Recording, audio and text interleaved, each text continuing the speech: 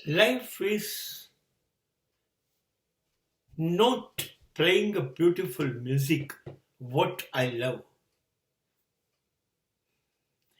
જિંદગી બહુ જ ટિપિકલ છે સાહેબ.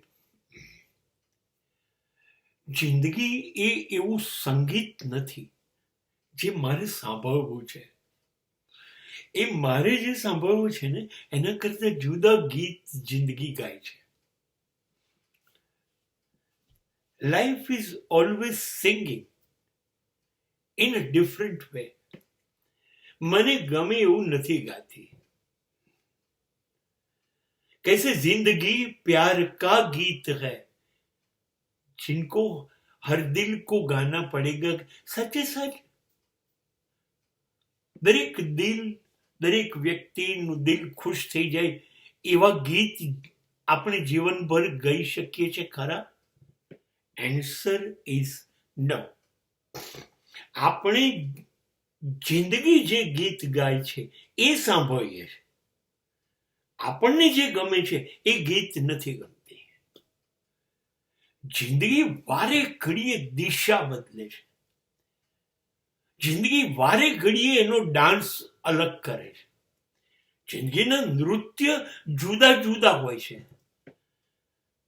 જિંદગી ક્યારેક ટ્રેજિક ડાન્સ કરે, ટ્રેજિક મ્યુઝિક ગાય. જિંદગી ક્યારે એન્ટરટેનિંગ ડાન્સ કરે, એન્ટરટેનિંગ મ્યુઝિક વગાડે. એને ગમતું નૃત્ય, એને ગમતું સંગીત એ ગમે ત્યારે કરે, એ આપણે સહન કરવું પડે છે. આપણે કહીએ એવી રીતે જિંદગી નથી ગાતી, નથી નાચતી. થાય છે શું સાહેબ કે આપણે બહુ થાકી જઈએ છીએ. કેમ કે જીવનમાં કશુંક તો અનુકૂળ થવું જોઈએ ને. એવરી મોમેન્ટ, દરેક ક્ષણ આપણે નારાજ થઈ જઈએ છીએ. એવું બધું બન્યા જ કરે છે. અને આ કાયમનું છે ને, બધા માટે છે. મનગમતું બનતું નથી, મનગમતું થતું નથી, અને ના ગમતું કર્યા કરવું પડે છે ને ના ગમતું બન્યા કરે છે. એટલે એટલો બધો થાક લાગી જાય. અને જિંદગી ગમતો ડાન્સ કે મ્યુઝિક આપતી નથી.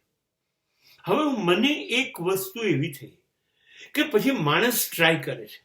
બહુ અદ્ભુત ઘર બનાવું, અદ્ભુત વાહન બનાવું, સરસ ફર્નિચર, બધી સગવડ વસાઈ દઉં, મનગમતું બધું પેદા કરીને ગોઠવી દઉં કે મારો થાક ઉતરે. હું બહુ થાકી જાઉં છું દુનિયાથી, મુશ્કેલીઓથી, જિંદગીથી. તો મારો થાક આ બધામાં ઉતરે ખરો? સાચી વાત કહું, એવા એટલા બધા લોકો છે જેના કરોડોના ઘરમાં બધું જ છે, કશું ખૂટતું નથી.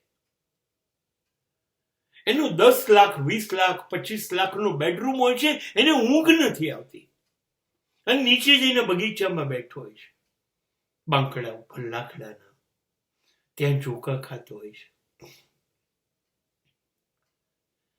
એવા કેટલા બધા કરોડોપતિઓને મેં અમદાવાદમાં નહેરુ પુલ ઉપર, સરદાર પુલ ઉપર જઈને રાત્રે 2 વાગે, 1:30 વાગે, 11 વાગે બેસી રહેલા જોયા છે.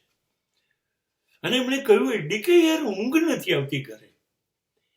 કરોડોના ઘરમાં ઊંઘ નથી આવતી. તમે બધું વસાવો છો અને ઊંઘ નથી આવતી. તમને તમારું એસી નથી ગમતું, નહેરુ પુલનો પવન ગમે. તમે બધું વસાવો છો કે તમે રિલેક્સ થઈ શકો, અને તમારી બધી સગવડ રિલેક્સ નથી થતી. મારી પાસે એક સૂચન છે. આ મેં જે કહ્યું એ સાચું છે. જિંદગી મરજી મુજબ નહીં ચાલે. આપણને ગમતું સંગીત નહીં વગાડે, એના ડાન્સ અલગ જ રહેશે. થાક એટલો બધો છે કે સગવડો જે બનાવીને એ આપણને સુખ નથી આપતી.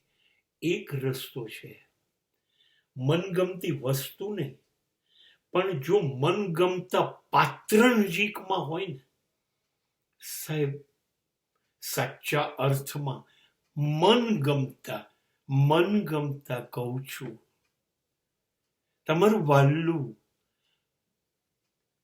તમારું મનગમતું પાત્ર, જેને કશું ના ગમતું હોય, માત્ર તમારા સિવાય એને તમે જ ગમતા હોય, એવું પાત્ર હોય ને, તો એની જોડે બેસીએ છે ને તો જીવનભરનો થાક ઉતરી જાય છે.